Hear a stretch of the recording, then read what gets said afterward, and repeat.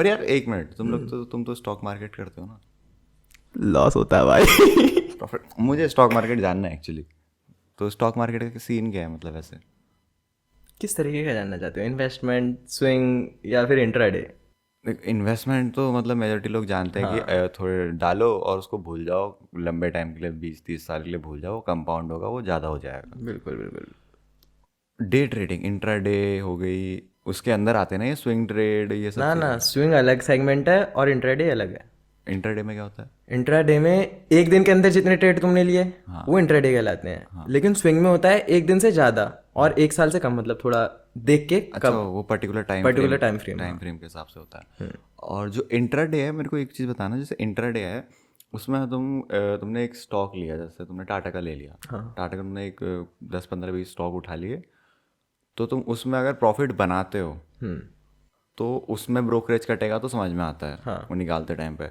But तुम अगर उसमें लॉस बनाते हो तो उसमें भी ब्रोकरेज कटेगा। अरे ये उस टाइप का है ना कि तुम किसी और से, तुम वो खुद ऑर्डर एग्जीक्यूट नहीं कर रहे हो ना, तुम किसी और को बता रहे हो कि तू ये कर दे मेरी जगह, तो वो तो अपने लिए पैसा निकालेगा ना। वो चीज़ है ये ब्रोकरेज।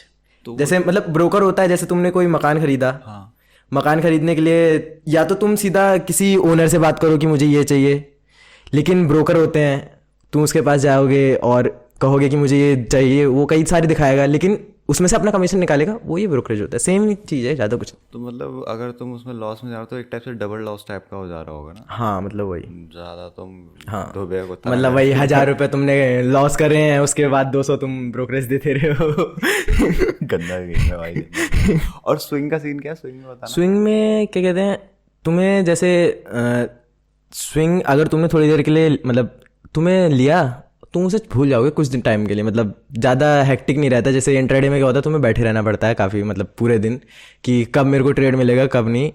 उसमें स्विंग में ऐसा नहीं होता, तुम्हें ब्रेकआउट देखने हैं या सपोर्ट रेजिस्टेंस देखना है, जो भी तुम्हारी स्ट्रेटेजी है उसमें बैठो थोड़ी देर, शाम को बैठो, ऑर्डर लगा दो, वो सुबह खुद एग्जीक्यूट हो ही जाते हैं, आजकल प्लेटफॉर्म अच्छे हो गए हैं। तो बस उसे भूल जाओ, तुम्हें टारगेट जो लेना है उसे लगा के बैठ जाओ, बस तुम्हें ज़्यादा देखना नहीं है। ये पर्टिकुलर मतलब उसके टाइम फ्रेम का होता है स्विंग। हाँ और इसमें भी ब्रोकरेज तो वही, इन दोनों में ब्रोकरेज वेरी करता है या सेम ही होता है? लगभग सेम होता है। लगभग सेम होता है। तो एक और चीज़ पूछनी थी मुझे, ये कॉल एंड पुट का क्या होता है? मुझे इंट्राडे थोड़ा बहुत समझ में आता है, मतलब मैंने हालांकि कभी ट्राई नहीं किया। स्विंग भी मुझे थोड़ा बहुत समझ में आता है, मैंने ट्राई नहीं किया, तुम्हारे साथ उठना बैठा तो मुझे ये तो चीज़ होता है। बट ये कॉल एंड पुट का मुझे समझ में नहीं आता, बड़ा कॉम्प्लिकेटेड सा लगता है। एक बार मैंने शौक में देखा था, मैंने कहा हाँ भाई इन्वेस्टिंग कर रहे हैं आप, साथ साथ भाई मोटा पैसा छापेंगे भाई, प्रॉफिट छापेंगे भाई, बैंक घर बैठे बैठे वो पैसा वैसा आएगा, मजे करेंगे। फिर वहाँ मैंने जब वो खोला भाई, वो ऊपर लाल दिखा रहा है, नीचे हरा दिखा रहा है, यहाँ सेल, यहाँ पुट, यहाँ पर अलग ऐसे नंबर हड़बड़ा रहे हैं, दिमाग खराब है। ये क्या है भाई? तो उसमें क्या है मेरे को समझ में नहीं आया। कुछ भी नहीं होता, बेस वो नॉर्मल जो ऊपर से, मतलब जिसे कुछ नहीं आता उसे बता रहा हूँ इस तरीके से। कॉल ऊपर जा रही है तो बंदे कॉल लेते हैं, नीचे जा रहा है तो पुट लेते हैं, बस।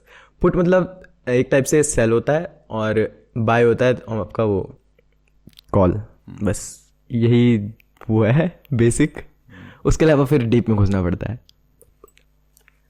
और मुझे एक चीज़ बताना, जैसे तुमने मुझे मतलब भाई मेरा बहुत दिमाग ख़राब होता उस बार, मैं इसकी और मेरी बात चल रही थी स्टॉक्स को लेके, तो मैं उस टाइम पे बोला था कि उसमें मैं मेनली म्यूचुअल फंड करता हूँ, तो मैंने स्टॉक में शिफ्ट होने की सोच रहा था, क्योंकि मेरे को अडानी ने बहुत बड़ा स्कार दिया था भाई। मैंने अडानी यार बहुत गलत टाइम पे लिया यार, मैंने बहुत गलत टाइम पे लिया। वो मेरा पहला स्टॉक था वो, मैंने कहा भाई अडानी चलता है भाई। उस टाइम तो अडानी का नाम ही नाम था, पिछले साल की बात है, उसका नाम ही नाम था।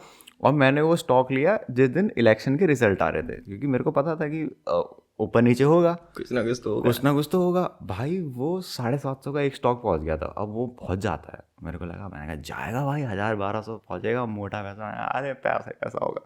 मैंने 5 शेयर ले लिए, क्योंकि उस टाइम ज़्यादा पैसे पड़े नहीं थे, मैंने 5 शेयर ले लिया अडानी के। वो दिन था और आज का दिन है, मैंने उसको हरा नहीं देखा है, मैं हमेशा लॉस में हूँ उसमें। मेरा पोर्टफोलियो पूरा हरा होगा पर वो लाल होगा। भाई वो अडानी ने मुझे बहुत गंदा स्कार दिया है।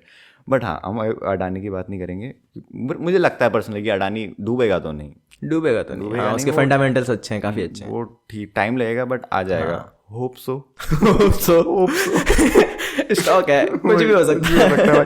होप सो, क्योंकि जैसे वो रिपोर्ट आ रही है उसके खिलाफ तो जेल में जाया जा रहा है, hope so, fingers cross, jail जाया जा रहा है, कुछ तो अच्छी काम कुछ तो हो रहा है भाई। हाँ, बट मेरे को तगड़ा उस टाइम पे मुझे लगा कि ओह फक, भाई को तो अच्छा स्टॉक मार्केट आता है। जब मैंने इससे स्टॉक रिकमेंडेशन पूछी तो इसने एक ऐसी, भाई ने लैपटॉप खोला, उसमें कुछ करा, ऐसे ऐसे उंगली देख पड़ा उसने कुछ और बोला भाई ये स्टॉक ले ले, ये कुछ टाइम में जाने वाला है ऊपर। उस स्टॉक का नाम था PPL फार्मा। नो रिकमेंडेशन, जो भी स्टॉक है म्यूचुअल फंड की बात होगी, हम नहीं बोलने के लेने के लिए, हम पहले बोले डिस्क्लेमर है भाई, तुम्हें लेना है अपने हिसाब से लो। Mutual fund investments are subject to market risk. But हम अपना वो बता रहे हैं। तो हाँ, भाई ने बोला PPL फार्मा है, ये ले ले, ये जाने वाला है ऊपर। ठीक है ठीक है। और उस टाइम पे भाई लॉस में चल रहे थे ट्रेडिंग का, उस टाइम पे स्ट्रीक चल रही थी इसकी लॉसेस की। मैंने कहा ठीक है भाई, अब डाउट तो होता है, अब कोई बंदा बोला। और वाला भी है ना कि भाई अपने लोगों ने सिखाया किसी की टिप पे भरोसा नहीं करना, ठीक है। मैंने वो नहीं लिया। मैंने 3 दिन बाद देख रहा हूँ, मैंने वॉच लिस्ट में रखा था, पर वो मैंने कहा देखेंगे। वो स्टॉक 100 कुछ का पहुँचा था उस टाइम पे, जब इसने मुझे बताया था कि वो स्टॉक ले करके। उस टाइम पे पैसा भी था, तो वो स्टॉक 100 कुछ का था, 190 के आसपास का था। फिर वो स्टॉक मैंने 3 दिन बाद देखा, वो बढ़ने लगा और करंटली वो 200 कुछ का हो गया। और अभी हाल ही में ये जनवरी के आसपास जब पूरा मार्केट क्रैश टाइप का, एक पूरा डिप टाइप का आया था, सब लाल हो गए थे सब। भाई वो हरा था यार। अरे कुछ दिन होते हैं हरा रहता है, वो भी नीचे आया, काफ़ी नीचे आया वो भी, वरना उसका ये काफ़ी अच्छा गया था। तो भाई मुझे मेरा ये सवाल है इस स्टोरी से, कैसे पता करें कि कोई अच्छा स्टॉक कैसा है? उसके फंडामेंटल और टेक्निकल एनालिसिस तो होते हैं, ये होते क्या है? पर लोग ये 2 टर्म बोल देते हैं, फंडामेंटल एनालिसिस करो, टेक्निकल एनालिसिस करो, होते क्या है? देखो, फंडामेंटल एनालिसिस तुम्हें तब चाहिए जब तुम लॉन्ग टर्म इन्वेस्ट करो, बहुत लंबे टर्म में। क्योंकि कोई अगर जिसकी जड़ मजबूत है जिस पेड़ की, वो कैसे गिरेगा? तो वो चीज़ तुम्हें देखनी होती है। मतलब तुम्हें देखना पड़ेगा कि कौन उसका ओनर कैसा था पहले, क्या कर रहा है अभी, उस हिसाब से थोड़ा तुम्हें रिसर्च करनी पड़ेगी, पूरी हिस्ट्री टाइप। मतलब तुम्हें कई चीज़ें देखनी पड़ जाती हैं, फाइनेंशियल स्टेटमेंट और PNL वगैरह वगैरह, ये सब तुम देखो आराम से। उतना कठिन होता नहीं है ये देखना, लेकिन काफ़ी स्टॉक हैं तो तुम कितनों के देख सकते हो? सवाल ये आ जाता है कि तुम कैसे कंपेयर करोगे।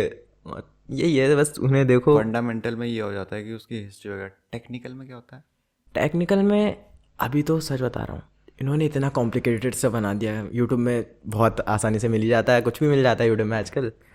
तो ये बीच में देखा होगा कितना चला था स्टॉक मार्केट। हाँ, लेकिन बहुत चला था, लेकिन इन्होंने इतना कॉम्प्लिकेटेड बना दिया जितना मुझे लगता नहीं है कि है। मुझे आता नहीं है उतने अच्छे से, लेकिन फिर भी मैं बताना चाहूँगा उतना लगता नहीं है। क्योंकि कई लोग वो बताते हैं, क्या कहते हैं, इंडिकेटर्स, हजारों इंडिकेटर हैं, पता नहीं क्या क्या है, लोगों को पता नहीं है, लेकिन बस वो लोग बता रहे हैं कि ये यूज़ करो, ऐसे ऐसे करोड़ों छापो।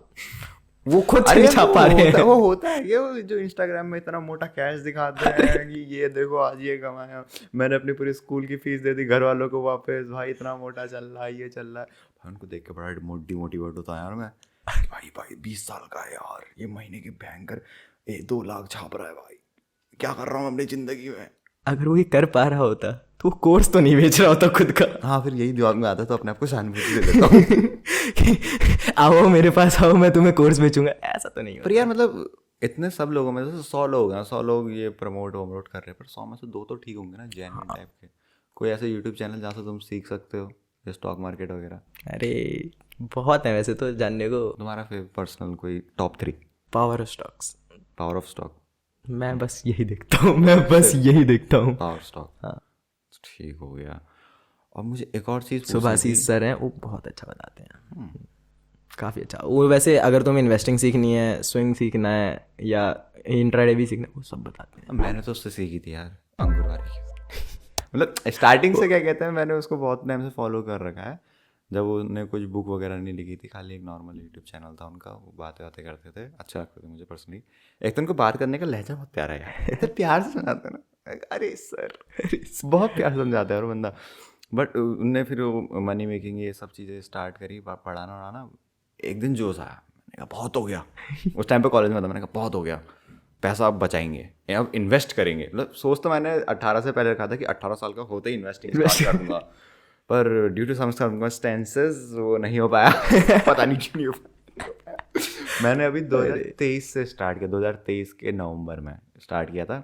और वो स्टार्ट करने से पहले मैंने अंकुर वारिक खोला, ट्रस्टेड बंदा, अच्छा लगता है, ट्रस्टेड भी है। हाँ, वो भी काफ़ी अच्छे हैं वैसे। बहुत टाइम से देखता हूँ, तो मैंने वो खोला, उनके क्या कहते हैं यूट्यूब चैनल खोला, उनकी प्लेलिस्ट में गया, वहाँ पूरी एक इन्वेस्टिंग पे उनकी प्लेलिस्ट है 200 कुछ वीडियो की, 2 हफ्ते में टाप दी। जोश था भाई ये फैक्ट बात है। अगर तुम्हारी मोटिवेशन है ना, काम करना स्टार्ट कर दो, वो मोटिवेशन में काम हो ही जाता है कुछ ना कुछ, फिर उसके बाद डिसिप्लिन आता है। वो बात अलग है कि थोड़ा टाइम के लिए रहता है, लेकिन वो थोड़ा टाइम बहुत हैवी होता है, तगड़ा होता है। तो मैंने 2 हफ्ते में पूरा वो प्लेलिस्ट निपटा दी। फिर उसके बाद क्या कहते हैं, वो साइन इन वाइन कर लिया, डीमैट अकाउंट बना दिया, डाल दिए पैसे, भाई मजे ही मजे। हालांकि तो हाँ, वही वाली बात है कि तो सीखने के लिए मैंने अंकुर वारिक से सीखा था। तो मैं उस टाइम पे मतलब मेरा गोल ये था कि 1 साल के लिए म्यूचुअल फंड वगैरह करते हैं। अब 1 साल हो गया म्यूचुअल फंड करते हुए, अब मैं इस साल थोड़ा सोच रहा हूँ स्टॉक्स पे शिफ्ट होता हूँ। तो अभी एक तो अडानी है ही मेरे पास जो कि मुझे बहुत अच्छे रिटर्न्स दे रहा है, और अभी मैंने जोमेटो उठा रखा है। दूसरा फिर से बोल रहा हूँ, नॉट रिकमेंडेड। पर जोमेटो मेरा पता नहीं, जोमेटो मुझे चाहिए था। मैं पिछले 6 महीने से जोमेटो को ट्रैक कर रहा था कि कब गिरेगा। फाइनली जोमेटो गिरा, मैंने जोमेटो उठा लिया। वैसे सबसे बेस्ट टिप मैं बताता हूँ क्या, कुछ भी नहीं है, जब तुम देख रहे हो मार्केट गिर रहा है तुम स्टॉक उठा लो भाई। लोगों की फटती है यार, यही तो मात खा जाते हैं लोग भाई, लोगों की फटती है, लोगों की क्रोनोलॉजी हो जाती है कि गिर रहा है भाई पैसा निकाल लेते हैं, बल्कि उल्टा होना चाहिए। हाँ, तो तेरे को ज़्यादा पता है इसके बारे में। क्योंकि अरे ऐसा होता है ना, लेकिन स्टॉक तुम्हें देखना है, जो निफ्टी 50 है इंडिया के टॉप स्टॉक हैं, उनमें से एक उठा लो, क्योंकि उनको क्या फंडामेंटल अच्छे ही होते हैं ज़्यादातर। पर उनमें शायद वो ज़्यादा नहीं होता ना, पैसे ज़्यादा बढ़ते नहीं हैं, लॉन्ग टर्म में बढ़ेंगे। हाँ, तो वही इन्वेस्टिंग की बात चल रही है ना। बात चल रही है। So thank you for watching this clip. और अगर आपको ये क्लिप पसंद आई है तो ये पॉडकास्ट ज़रूर पसंद आएगा, जो कि यहाँ पर है। गो चेक इट आउट, बहुत अच्छा है, बहुत मज़ा आएगा।